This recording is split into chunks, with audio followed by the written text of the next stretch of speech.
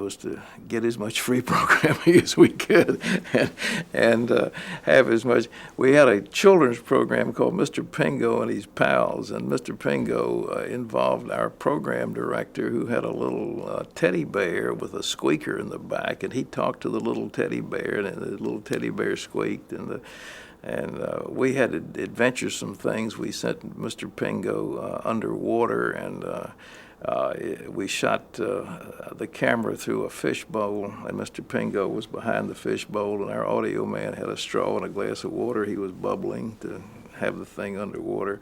We launched Mr. Pingo into space. It was the time of the space shot, and so we had a big space launch, and we blew up something in the studio and then had him descend into this moonscape, and we had a lot of fun. It was great. One camera. We had no tape, no videotape at all, and everything was live. What was it like to do live television? You know, everything's taped today, and it just, I mean... Well, it was so creative. You just never knew, but it was a lot of fun. I mean, we had to make do. For example, we have one camera, so in order to get an extra shot, we had to set up a mirror. So you dip to black, and then rack the camera over to a mirror. Then you get a side shot. Then you go to black, and you go back on the subject.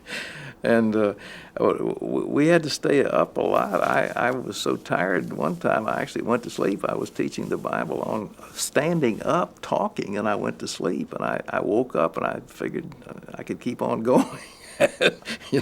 You just improvise and do the best you can do. But it was unbelievable, the things that can be done and how much fun you can have with it. We were non-commercial, and we got a tremendous amount of travel logs and those free films that you can get from Modern Talking Pictures or whoever the source was in those days.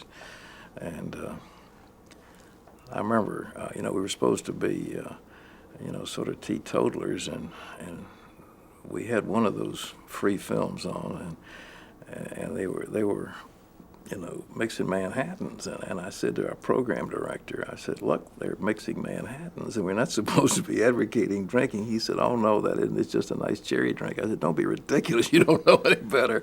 So we pulled the switcher, and he says, well, that's just a sample of what you're going to see every Wednesday night. And we went back and racked something else up and went on. It was a kind of thing that stressed your ingenuity. We look back on it very fondly into those days.